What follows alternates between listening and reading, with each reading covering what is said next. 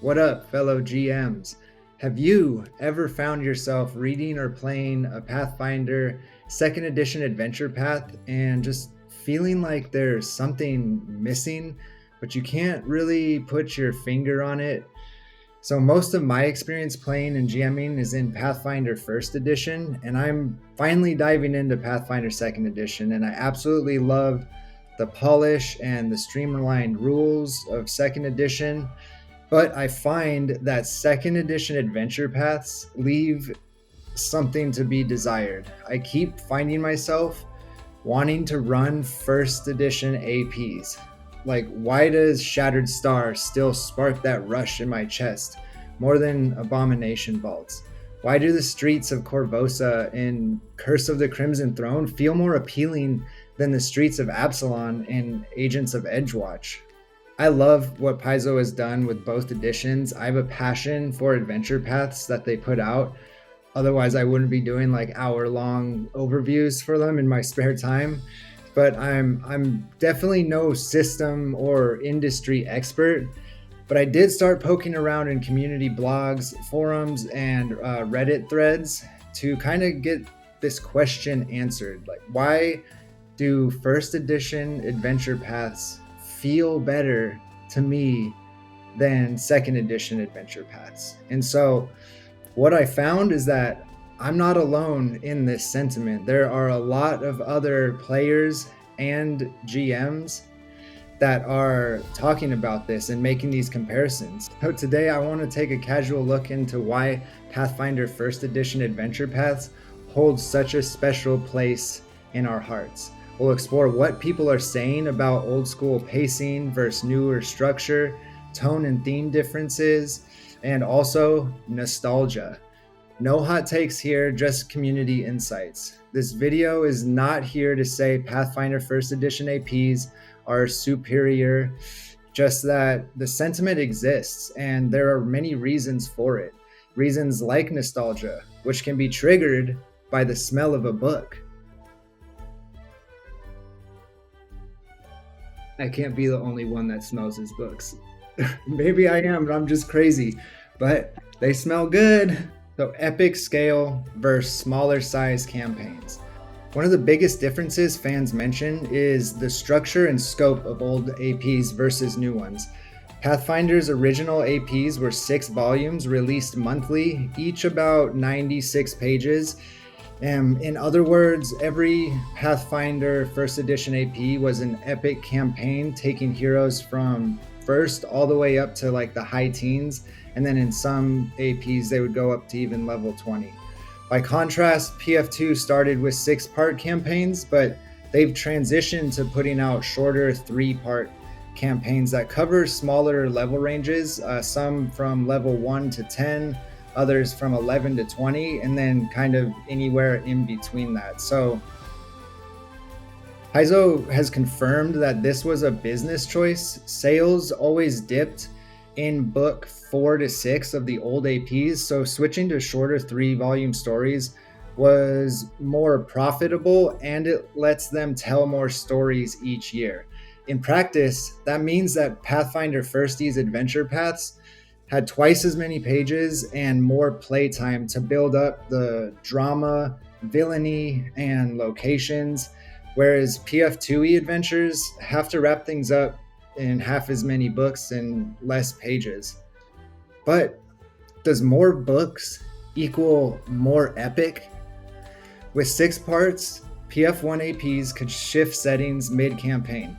Rise of the Runelords starts in a small town with goblins, turns into a horror-tinged campaign involving ghouls, then giants. Curse of the Crimson Throne takes you from the gutters of Corvosa with rooftop chases and political depth, all the way to the Cinderlands of Varisia and also like a haunted castle. So people say that PF1 APs often felt like a packed buffet of experiences with one story that led to an epic finale.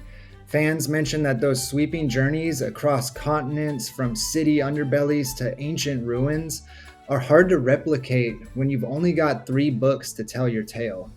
So do you like the quick satisfaction, or are you a player that likes that slow burn? PF2e's three-part APs are like quick launch adventures. They move fast and hit one core theme. For example, Abomination Vaults is a classic mega dungeon crawl, and Fist of the Ruby Phoenix is a high-energy anime-style tournament saga. Those are great in their own right, but some PF1 fans point out that they can feel narrower. Spore War suffers from this narrow scope.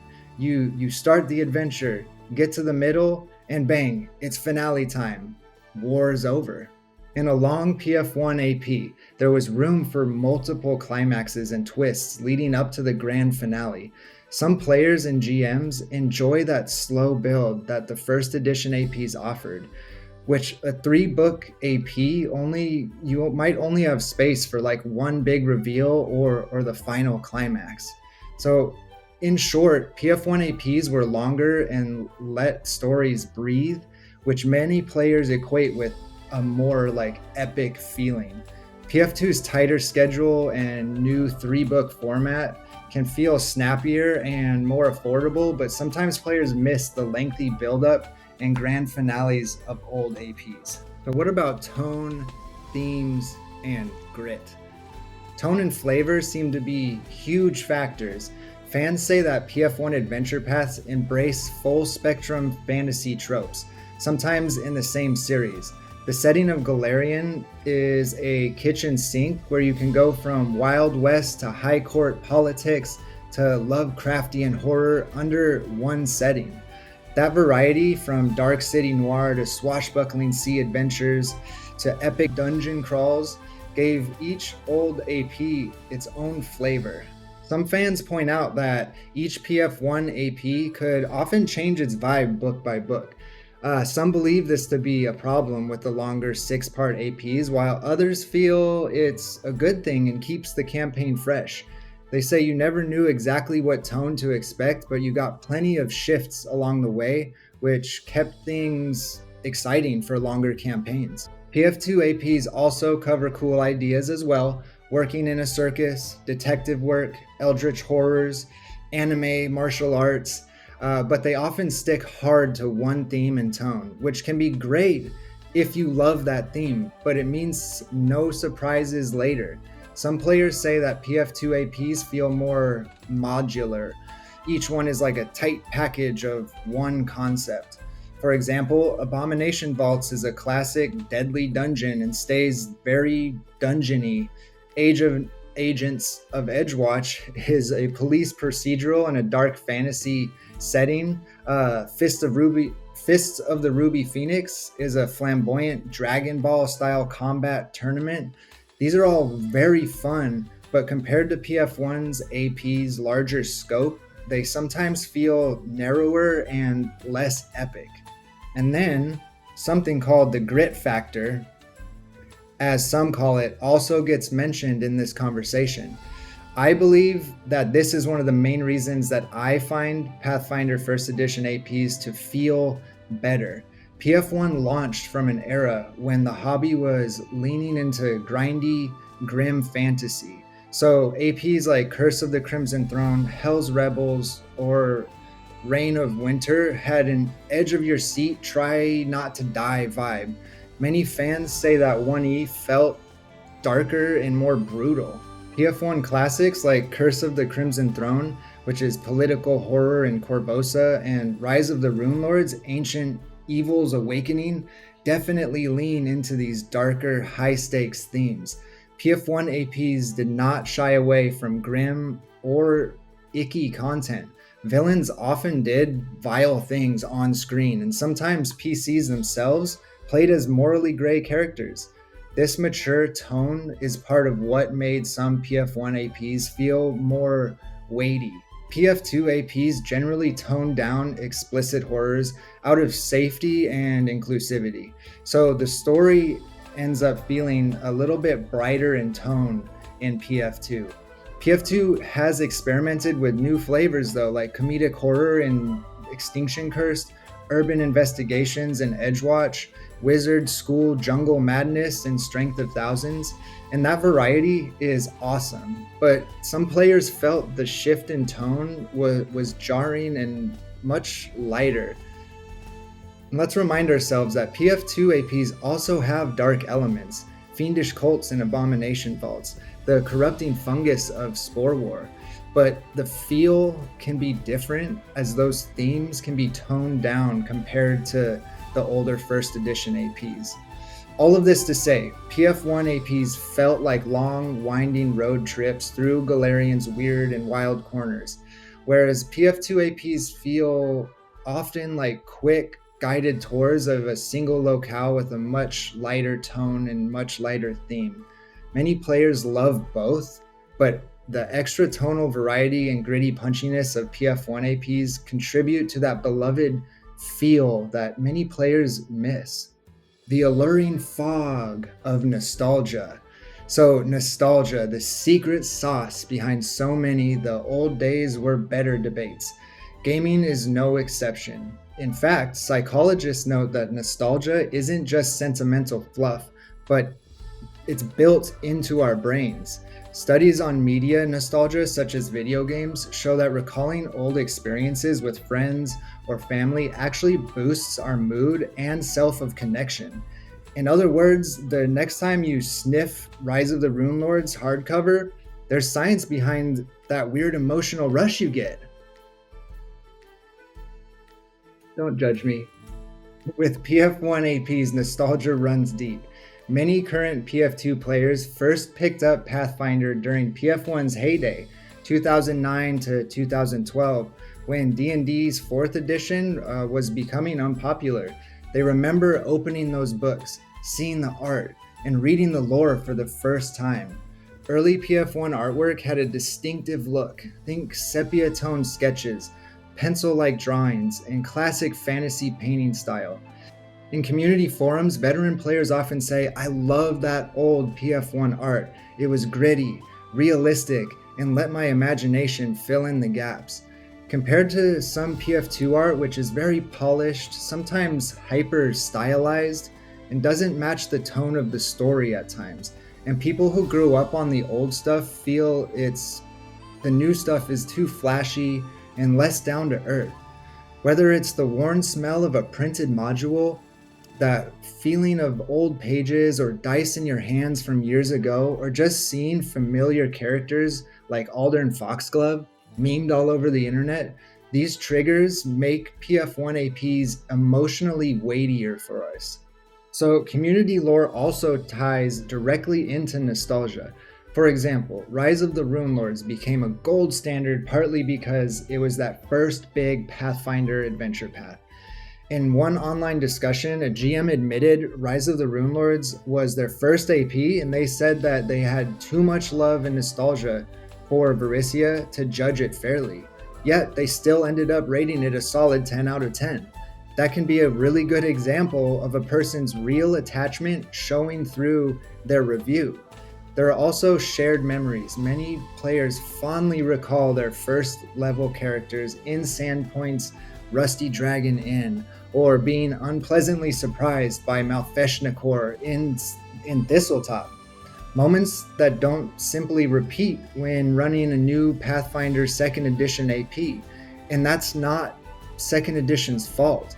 A brand new player to 2nd Edition could be creating these moments and memories for the first time right now. Like they could be playing a 2nd Edition Adventure Path, creating their first memories of Pathfinder right now. And then years from now, they'll be saying, why doesn't 3rd Edition's APs feel the same as 2nd Edition's APs? So even technical quirks play a role in nostalgia. Flipping through an old Pathfinder 1e book, reading the text, seeing the 90s anime-inspired Magus art, or the orange-edged cover from the books, that sensory cocktail makes us feel differently. It's not just mental pixie dust. Research suggests that our brains literally link smells, music, and visuals to our memories. So the aroma of the ancient pages of our first Pathfinder book, or the art style of the original cover uh, will send us on a portal back to our first exciting moments with the game and with our stories. In short, nostalgia glasses are real, and we tend to look through them all the time. We tend to rate old stuff through our nostalgia glasses. One community writer put it bluntly, people who grow up with the older APs or whose first experience of Pathfinder was with them unconsciously will rate new adventures more harshly than the old ones. They'll rate the older ones more fondly every single time. And it's not just us. This is a broad trend in gaming, movies, music, and the list goes on and on. We like what we knew first. It's just built into our brains. When PF1 APs hit the stands, we didn't have TikTok, YouTube, Let's Plays, or GMs pumping out videos. We had our imaginations and those books. That golden era feeling makes us be a bit more lenient on Pathfinder 1e's flaws and a little bit more critical of Pathfinder 2e and its quirks. Finally, PF1's emotional context matters. Many groups remember playing those APs in high school or college, friends drinking Mountain Dew, countless rules debates, and that exciting moment when the big bad's finally taken out at the table. PF2, by comparison, launched in a different world. Lots of us are busier adults. The campaigns can feel more like another thing to juggle in our already busy schedule. It's not Pathfinder 2nd Edition's fault. It just means that the same adventures can leave a different taste in our mouth. So why does all of this matter? I just want to remind everyone that we're not saying that Pathfinder APs are objectively superior, just that this sentiment exists and there are many reasons for it. And perhaps the biggest reason is nostalgia and emotional investment. Paizo explained that business needs drove shorter APs, and PF2 fixed a lot of system flaws, but fans still very much feel the difference. Structurally older APs were sprawling epics, 6 books of building up, whereas newer ones are concise thrillers. Thematically, PF1 swung for more wow moments and had a grittier, darker feel, while PF2 often hones on one theme, has shorter contained stories, and a lighter tone. The first time we conquered the Rune Lords or saved Corvosa was special, and PF1 APs will always carry those warm fuzzies and also sharp, scary moments for the people who lived them. So if you see someone online declaring that Pathfinder 1e APs will always be better and you need to deal with it, well, now we kind of have an idea of where and the nuance behind that fiery statement. It's a mix of actual real differences between the two, and then also nostalgia's powerful pull.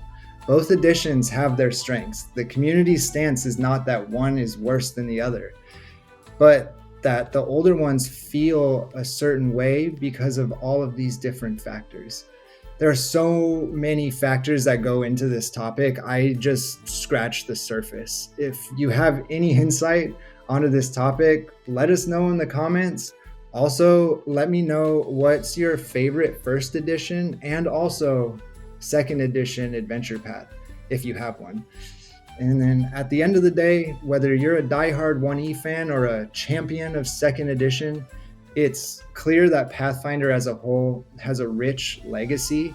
And maybe if you grab a PF1 AP from the shelf, pause for a sniff. It might just take you on a nostalgia trip all the way back to Galarian's golden age. I appreciate everyone for watching this video. Thank you. And until next time, happy GMing.